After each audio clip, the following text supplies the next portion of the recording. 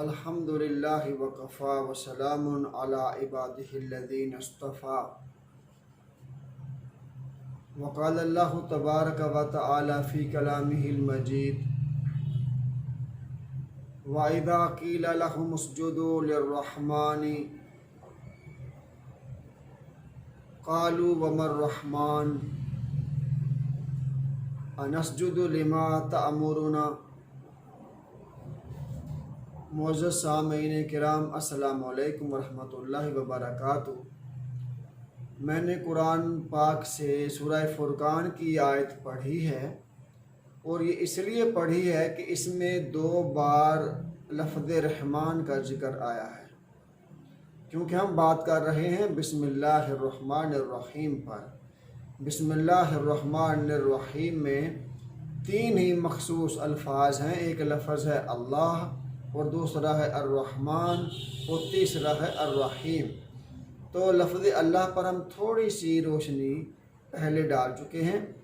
اب اس ویڈیو میں جو ہے، اس پیغام میں ہم بات کر رہے ہیں الرحمن پر، اس پر بھی ہم تھوڑی سی بات کریں گے، اور اس کے بعد پھر الرحیم پہ تھوڑی سی بات کریں گے۔ ان پر تھوڑی سی تمہیدیں باندھنے کے بعد پھر تینوں الفاظ پر ہم قرآن سے ان سے متعلقہ آیات لا کر ہم بتائیں گے کہ بسم اللہ الرحمن الرحیم کے اندر کتنا وزن ہے، اس کی افادیت کیا ہے، اور مسلمان اس کے اوپر یقین نہیں کرتا تو اس نے اس سے کچھ نہیں پایا، اور جو اس پر یقین کرتے ہیں دنیا اور آخرت انہی کی ہے، یہ ثابت شدہ بات۔ اب ہم ترجمہ کرتے ہیں کہ وَإِذَا قِيلَ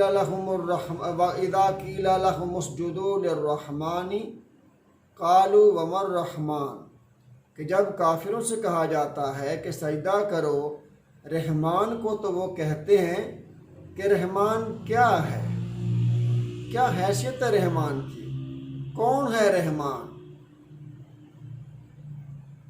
اور اے نبی، صرف تیرے کہنے پہ ہم اس کو رحمان کو سجدہ کر دیں؟ ہم تو نہیں کرتے۔ تو اللہ پاک نے وہ کہتے ہیں کہ وَمَا الرَّحْمَنُ، کہ رحمان کیا ہے؟ تو اللہ کریم نے بتایا ہے کہ رحمان کیا ہے۔ اللہ فرماتے ہیں الرحمن علم القرآن وخلق الانسان وعلمہ البیان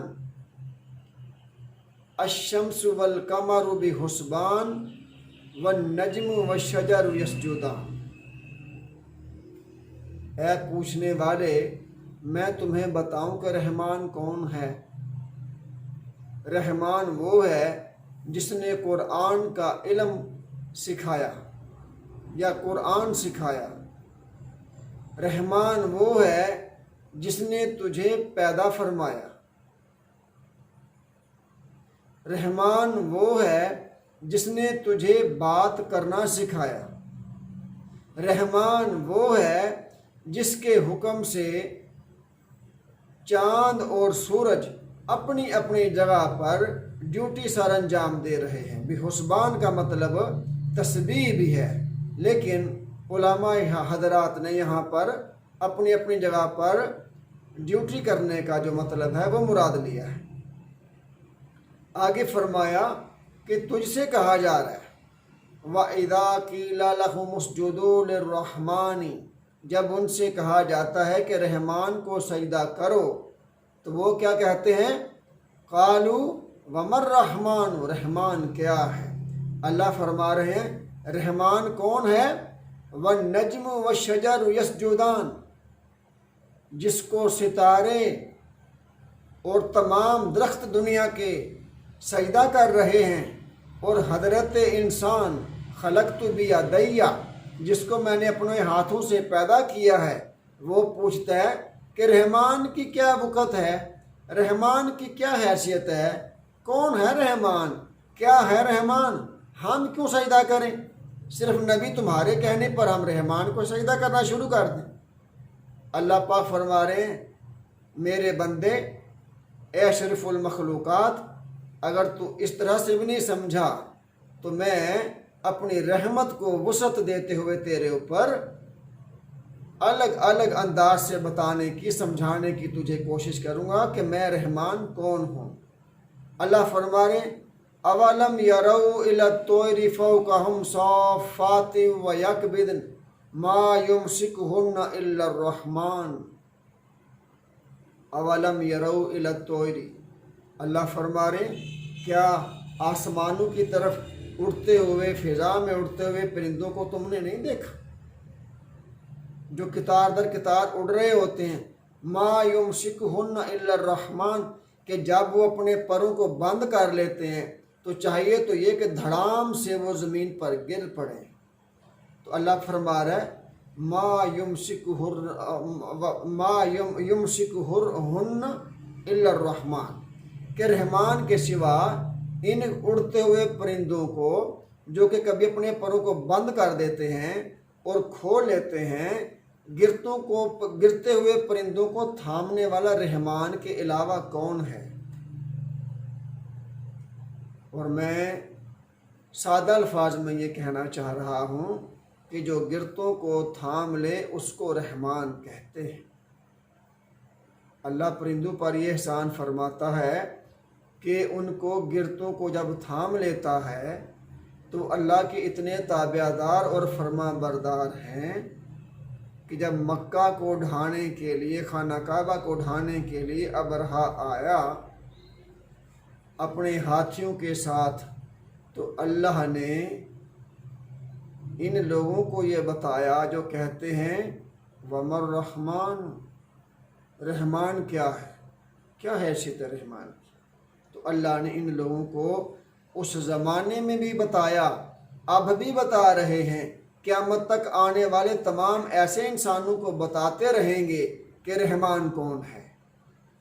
کہ جب میں نے پرندوں کو گرتے ہوئے تھاما تو اتنے میرے شکر گزار ہیں پرندے کہ میں نے کہا کہ ابرہہ میرے گھر کو ڈھانے کے لیے آیا ہے تو ذرا جا کر اس کی خبر تو لے لو۔ یہی پرندوں کی نسل تھی ابابیل، جو گئے چونچ میں لیتے تھے پتھر اور جو ہے اوپر سے چھوڑ دیتے تھے۔ تو اللہ پاک کی قدرت اس طرح سے ظاہر ہوتی تھی وَمَا رَمَيْتَ إِذْ رَمَيْتَ وَلَكِنَّ اللَّهَ رَمَى۔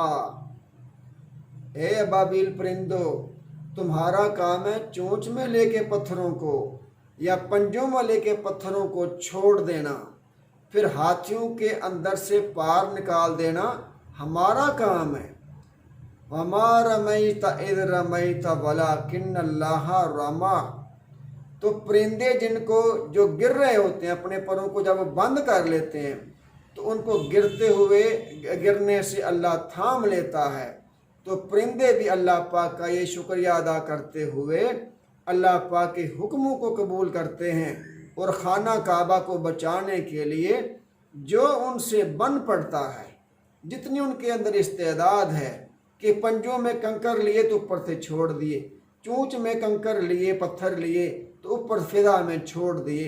اب اوپر جب جیسے انہوں نے چھوڑے، اب انہوں نے اپنی ڈیوٹی جو ہے وہ سر انجام دے دی۔ اب اللہ کا کام ہے کہ اس پتھر کو G3 رائفل کی گولی سے بھی زیادہ تیز رفتار جو ہے وہ ابرہہ کے ہاتھیوں کے آر پار کر کے تو ان کو نیست و نابود کر۔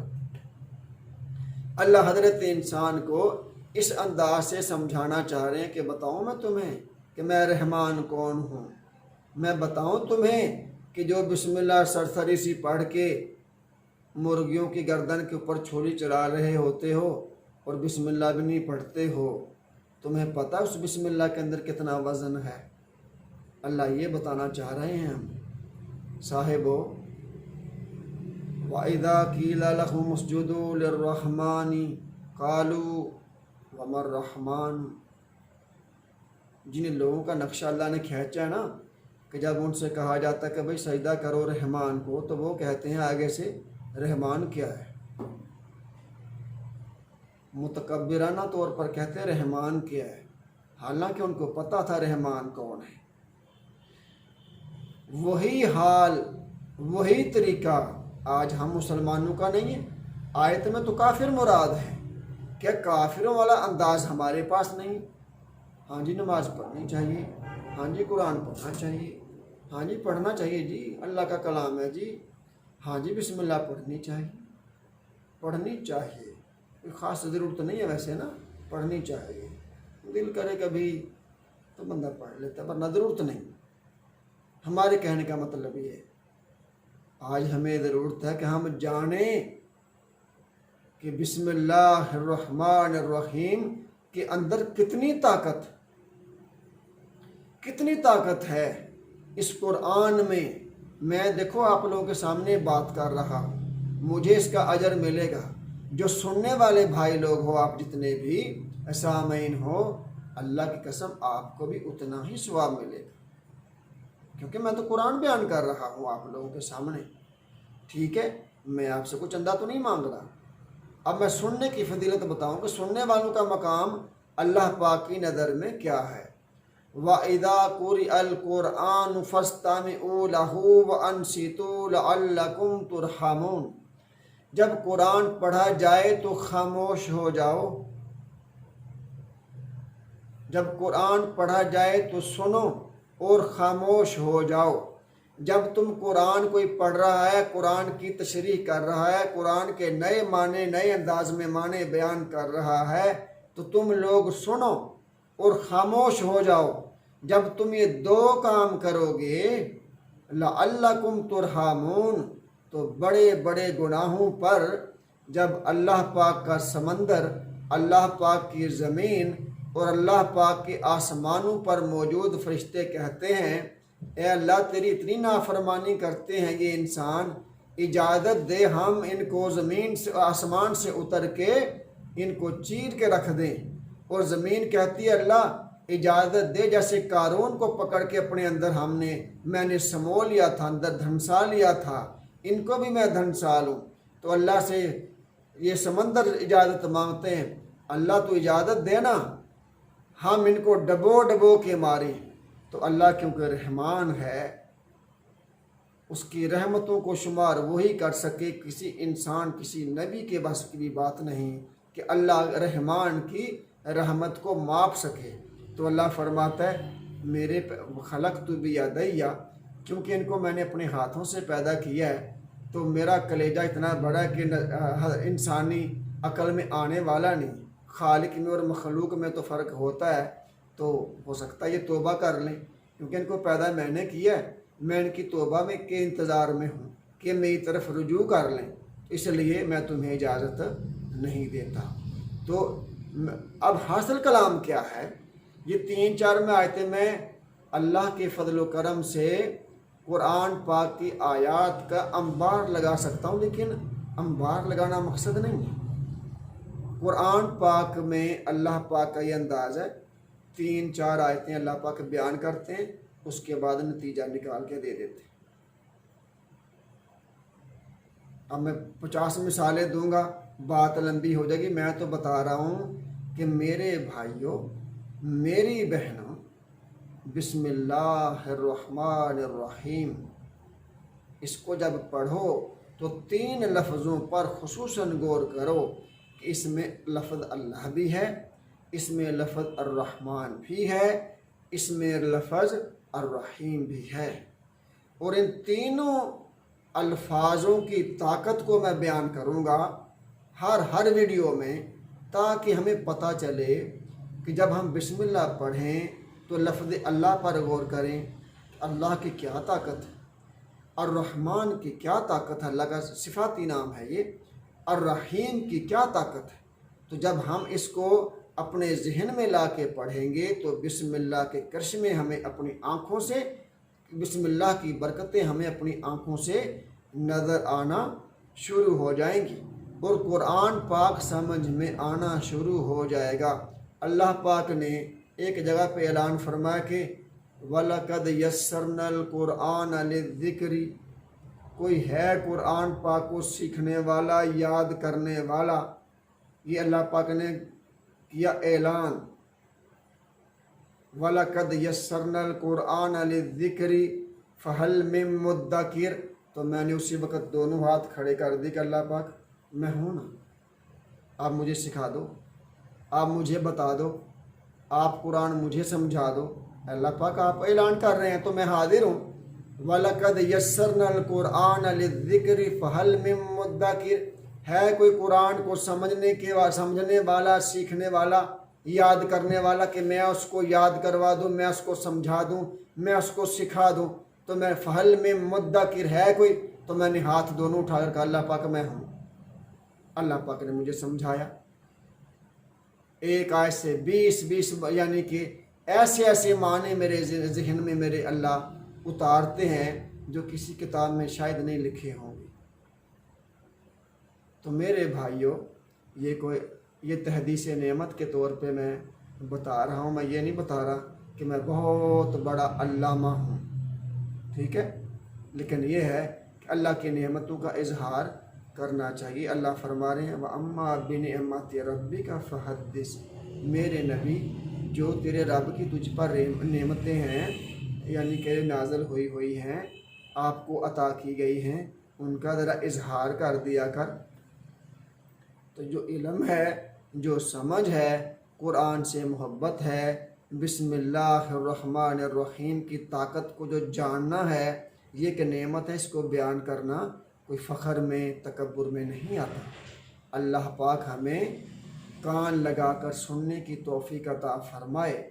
अगली वीडियो के अंदर इंशाअल्लाह मैं थोड़ी सी बात करूँगा अर्रहीम के लफ्ज़ पर, और फिर तीनों जो अल्फाज हैं, लफ्ज़ अल्लाह, अर्रहमान और अर्रहीम, इनकी ताकत को मैं नंबर वाइज बयान करूँगा ताकि हमें पता चले कि बिस्मिल्लाहिर्रहमानिर्रहीम खाना खाने से पहले, हर वो जायज़ हलाल काम करने से पहले कितनी ज़रूरी और कितनी ताकत वाली और कितनी बरकतों वाली है, ये हमें इल्म हो जाए।